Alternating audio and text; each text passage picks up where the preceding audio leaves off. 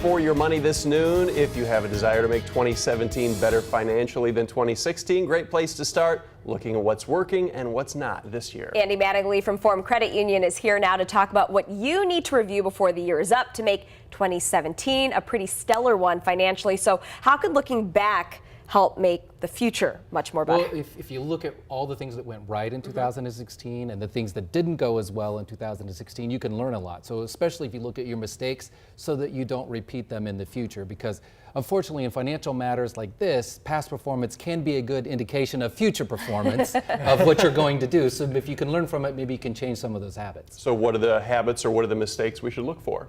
Well, the big one is not budgeting. I know I say that all the time, but having a budget, but the other piece of it is tracking your spending. So not only deciding where you want your money to go, but then to look at where your money is actually going, because sometimes those don't match up. What else can people learn by just looking back? Well, I think one of the things that they can learn by looking back is to make sure they don't have some obligations coming up in the next year or two that they forgot about. Because now you can buy things and put off paying for it for 5 years. And if you've done some of that, all of a sudden you may have those payments coming due, and so you would want to know that.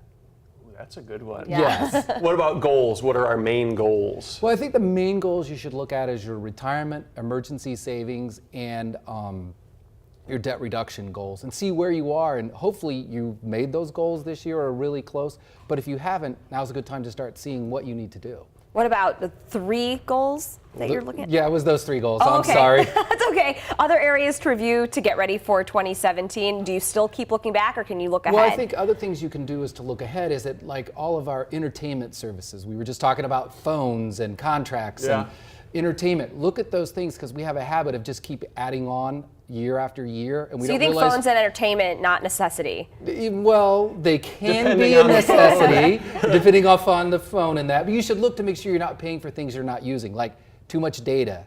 If you're using 30 gig and you really only need 10, things like that, so you can get those expenses down before 2017 starts. And I saw it on the graphic there, and it caught my attention as something that we often overlook, that we can kind of save on, right? The gym membership. I know that probably 2017 exercise goals will be to get to the gym, but if you've been to the gym less often than you've been to the dentist, you can probably cancel that because you're not going to do it.